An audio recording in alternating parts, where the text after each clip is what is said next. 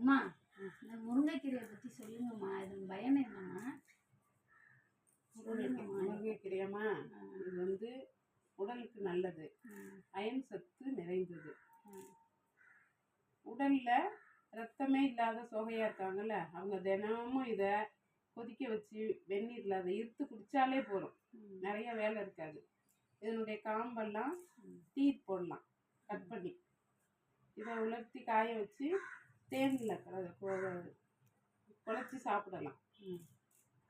அடுத்தது இதாகவும் வெந்நீர்லையும் ஆற்றி குடிக்கலாம், சுண்டி சாப்பிடலாம். இதெல்லாம் நிறைய அயன் சத்து உள்ளதுனால உடலுக்கு நல்ல ரத்த விருத்தி கிடைக்கும்.